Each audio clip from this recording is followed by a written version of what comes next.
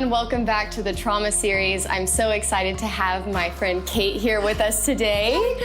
And we're gonna really be diving into trauma that comes from relationships. So before we even get started, I wanna give a little trigger warning for those of you out there who might have dealt with an abusive situation or have experienced abuse. We will be talking about that today. So if that is going to really be a trigger for you, please feel free to move off of this right now, but we are about to dive in, and I would love to give it to Kait, over to Kait, and see what her story is and give us a little background on really what that experience has been like for you and what you've faced throughout your lifetime.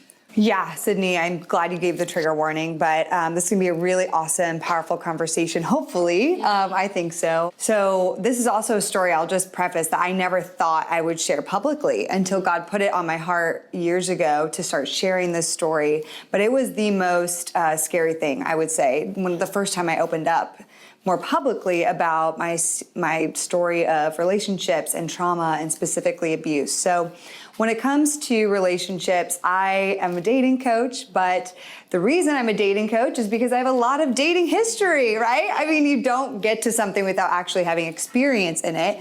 And a lot of my story also has to do with trauma in relationships and specifically toxic relationships. So from 14 to 24, pretty much, I dated for 10 years nonstop, just always was dating, always in relationships. And that goes deeper into different wounding I had as a child where I didn't feel like I had validation or that I was really seen in my family life, and specifically from male figures. So because of that, as I grew a bit older, I looked for that in men specifically. I did it in a lot of ways. I'm an Enneagram 3, so always trying to perform, have people see me. That's kind of the Enneagram 3. I'm the same way. Yes, and are you a 3 too? I sure am. Yes, okay. So we're talking about the Enneagram. If people don't know, it's a really cool tool that I love. But not only did I try to perform in every way in school and work outside of that, but I also did it for men. Like when it came to men, that was my Achilles heel. So I started dating and dating and dating and dating, and I was basically never single for a full 10 years. And this whole stint of dating ended with a 2.5-year incredibly abusive relationship. And I hadn't really been with abusive guys per se before that to this level, but I had been in a lot of relationships, and this relationship just caught me off guard. And because I would say I was very codependent, I really desired that male attention, it was really easy for me to fall into the situation in some ways. And so this guy was abusive for 2.5 years. At first, it started with a lot of emotional abuse, a lot of lying, a lot of discounting my thoughts and feelings. I would see him at a bar, and literally I give this example of I would go to the bathroom and come back out of the bathroom, and he would be talking to other women at the bar, and I'd be like, okay, what's my boyfriend doing? You know, and I'd go up to him, and then he'd be like, hey, Kait, what's up? Give me a high five.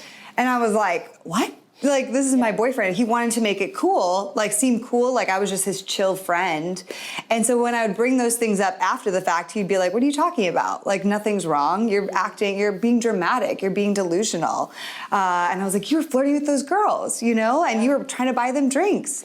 So first kinds of red flags start popping up, you know, being discounted and consistently being told like, you're making this up or you're just dramatic. And I was told that a lot growing up, that I was dramatic. And so that was like a thing for me. Maybe I am dramatic. I started believing that. So that went on for about a year. I moved away. I wanted to get away from this person and ended up the relationship followed me to a new city. And that in that new city is where it started becoming abusive in more than just emotional ways. I started finding out that he was cheating on me. Not only physically, but even just emotionally with lots of different women behind the scenes.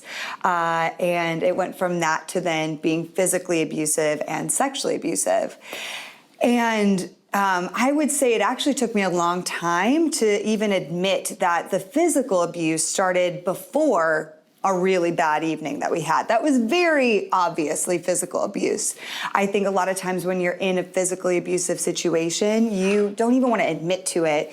And physical abuse, just to clarify for anyone who might be experiencing that, it's abuse that is physical of any kind. I think sometimes we think physical abuse is just being punched in the face or being strangled, but it's not. It's if that person is aggressive with you in any way at all. So there was one night, this is a more graphic, but there was one night that he came home, and at this time we were living together for like 2 months, and I found out that he was, he smelled like whiskey. I asked where he was, found out he was with women, and got really upset, and he grabbed my neck and pushed it into the pillow, and for I don't know how long, but I couldn't breathe. And I never saw that as physical abuse. Like later I was just like, oh, it's just an act. He was just like upset in the moment, It wasn't until later when there were evenings where he actually did push me and shove me to the ground, and he strangled me, and just so many different things that I actually categorize it as physical abuse. So unfortunately, the story goes, just a few more details, is that I eventually got a restraining order on him.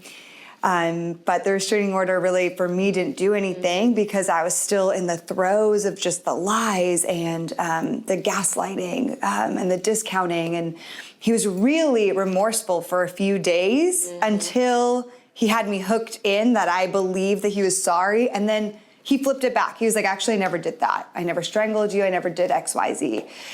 And so when I was served the restraining order, I didn't even know what to think. I was like, did I do, I don't, and I wanted to try to convince him. Like, my thing was like, no, he has to know that he did these things. Like, so that began a series for about 5 months of us being broken up, but consistently talking, and him just gaslighting and discounting me until I got back together with him. Because at that point, after 5 months, I actually convinced myself I had made it all up. And he used this phrase that is my ultimate trigger phrase, which was, he would constantly say, "You're crazy." And just for anybody listening, please don't use that phrase. It's not good. It's not a good phrase. It's really derogatory. And there are people with mental health disorders. So, that's just, it's not kind to say that in any way. And so I believed that I actually made up the abuse. And so we got back together until months later.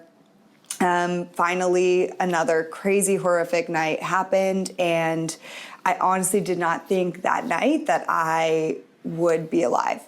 And this is how bad it got, Sydney, as I'm going into these details, is that we were screaming, yelling, had so many different fights for that time of the relationship that my neighbors were so used to us yelling throughout the night that though I was screaming for help and screaming I'm dying, I'm gonna die, nobody would call 911.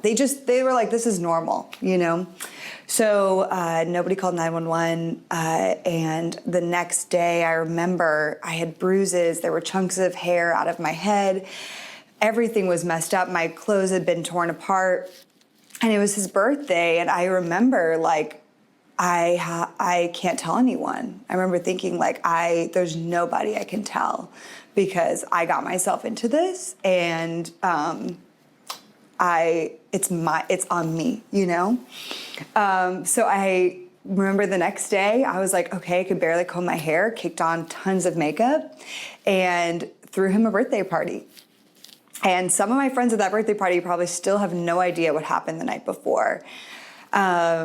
And I honestly stayed with him. I felt like there was nobody to tell. I felt like I almost deserved the treatment because how could you deserve to be in a situation like this, Kait, is what I told myself, because how can you be so naive?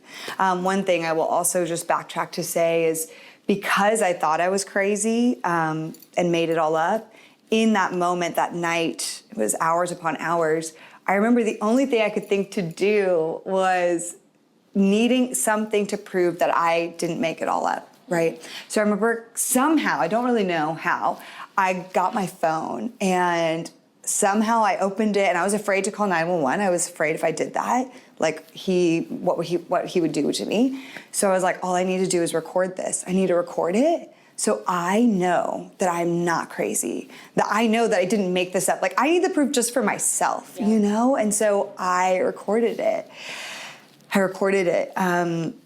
And even listening back to it, the nuts thing about that is I, of course, sent it to him at some point, and he was like, that's you provoked me, every excuse. It wasn't until weeks later I found out he was cheating on me again that I actually ended the relationship. So, man, that's just one story. Even since then, there's been other situations that have happened, but I've really had to, after that situation, go on a journey of rediscovering who is Kait, like who's Kait outside of relationships, outside of needing validation from men. There were times where I just hated myself, and I was desperate for God's love, like so desperate for it. So I went on a journey of like removing guys from my life, because I knew that was my Achilles heel. 10 years, and who is Kait without dating, or without men. And so I removed them for a season and just dove into that healing, dove into self-awareness, figuring out who I am and who God calls me to be apart from just guys and what they say about me and needing that validation. And so there's more to that story. Obviously, I'm still unmarried and still working through things, but I lead the ministry on dating now because there's just so much of my heart that wants people to be able to date healthily, and specifically when it comes to toxic relationships, abusive relationships, whatever I can do to make another woman feel like they're not alone, to make them feel like they don't have to be ashamed, that they can ask for help. I didn't think I could ask for help. And that there's a way out, and that there's even ways of things to know, to avoid, and to look for, so that you don't end up in those situations too. So, Kait, I cannot tell you. I mean, I even started tearing up as you were speaking because, this is very sensitive to my background as well. And I know that I can't thank you enough for your vulnerability in sharing that, because I know that there are so many women who follow me, who are listening right now, that relate to this and are really looking for wisdom in this. So thank you so much, first of all, for even sharing that, because I know it's not easy. It's like one of the harder things to share. You still sweat. Like, I'm like, it's still just, and that's the thing I'm sure we'll talk about, that trauma lives in the body, and really, really deep trauma. There's still layers of it that like are in your body. It doesn't mean that you're like unhealed. It's just, it has hit you so deeply and profoundly, you know?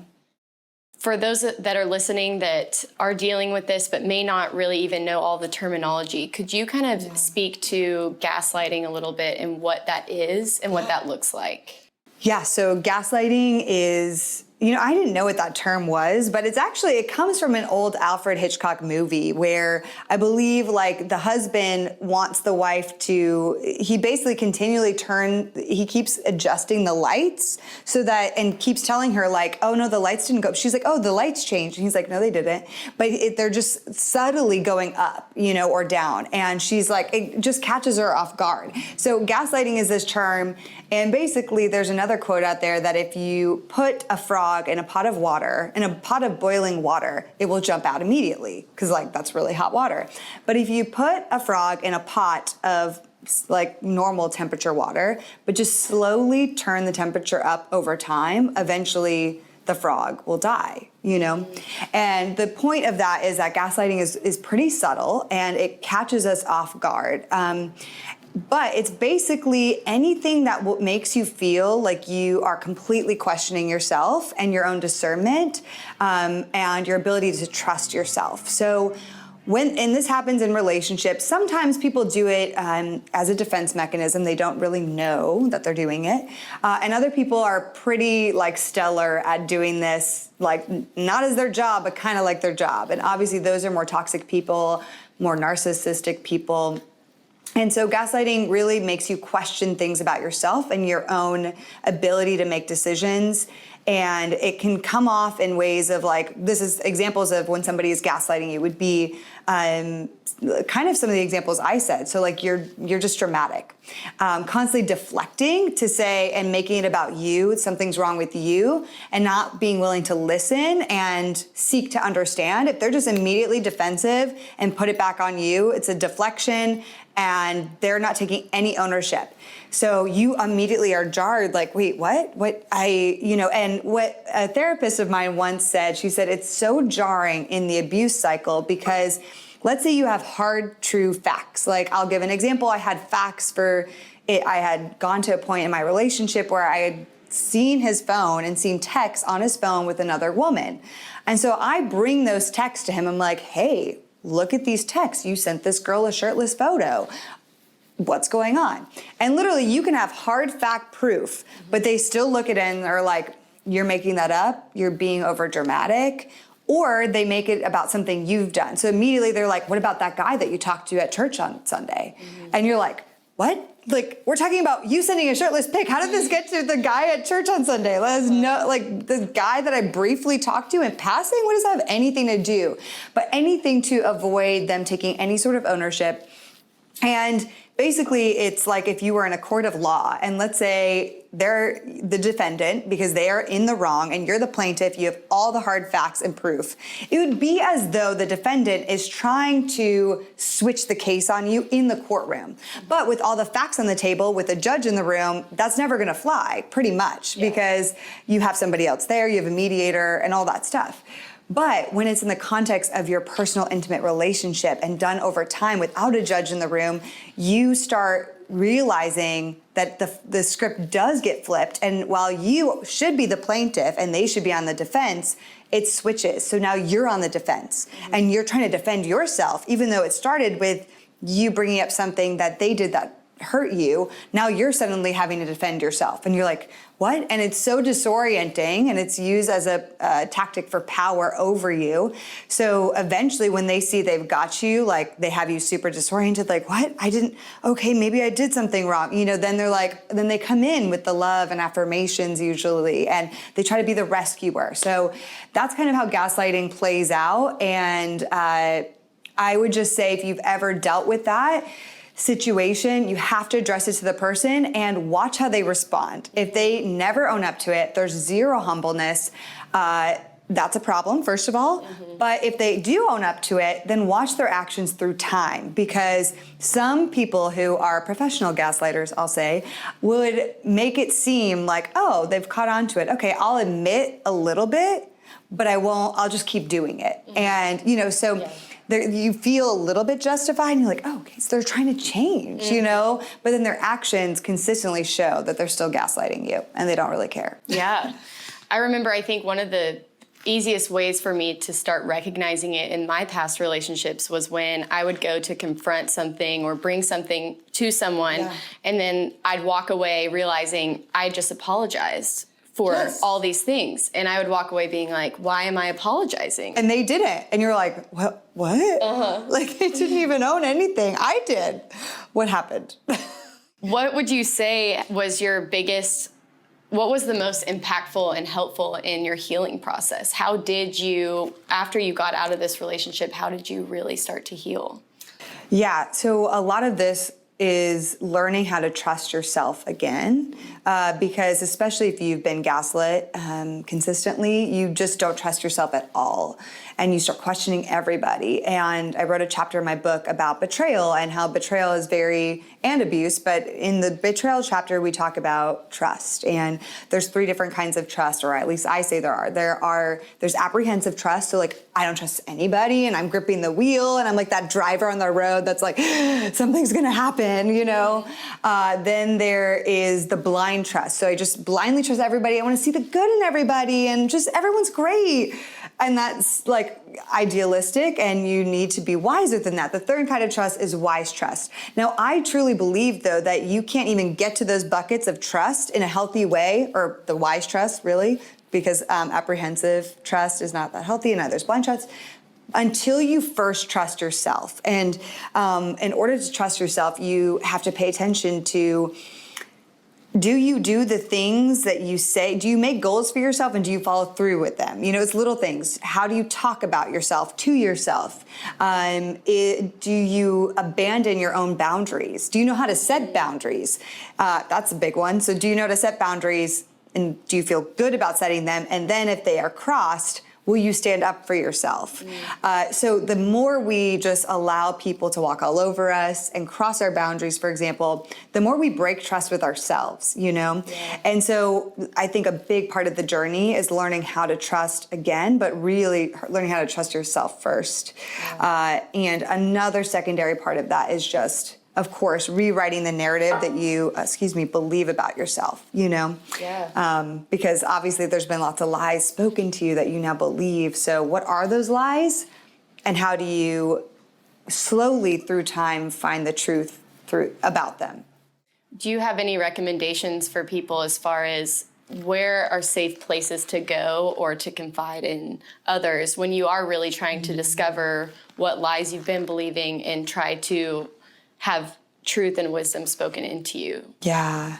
This is a hard thing because either there's kind of two reactions I find when you have a story of vulnerability. Either one, you don't want to share it at all because it feels almost the shame is too big, and you're like, nobody's going to believe me if I actually tell them what happened.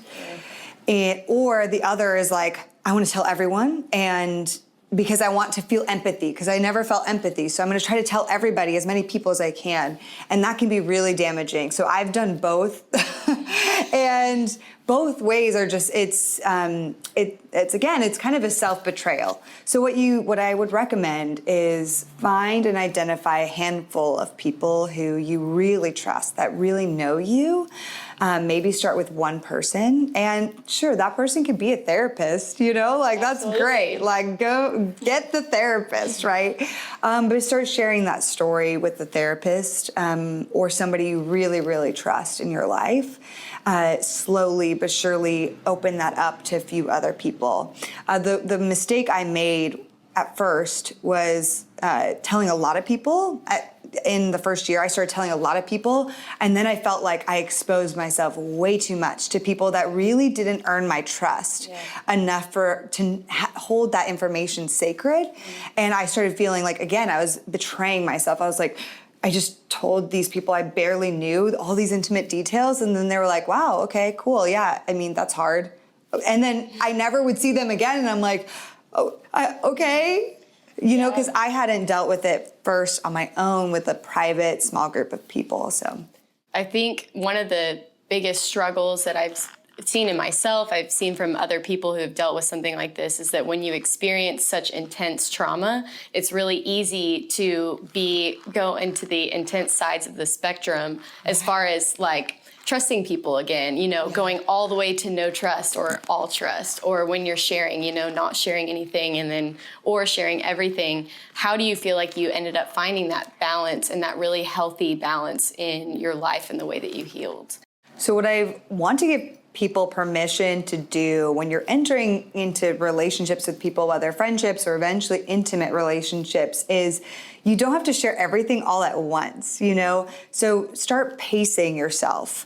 And I've had to learn this because one of my strength finders things is storytelling. I love to tell the story in full. And if it's not in full, to me, it doesn't feel like they're getting the story, Yeah. But that isn't always healthy to tell every detail of the story. And so pace yourself. Like, as you're learning people, of course, vulnerability is a part of growing in connection with people. However, you don't have to tell everything from the first moment you meet someone. And I'm sure Sydney can talk through how that happens in dating too. But the biggest thing for me is just pace it out and slowly start sharing with people. Yes, I was in an abusive relationship for multiple years, and it was really hard and destructive for me in my life. That's one share. Okay, I shared about abuse. Yeah. Then later, I'll give them more details. I'll share a little bit of the emotional abuse. Then later, I might share the physical and sexual abuse, but I'm not gonna sit and tell every detail of that story on day one of meeting somebody. Absolutely.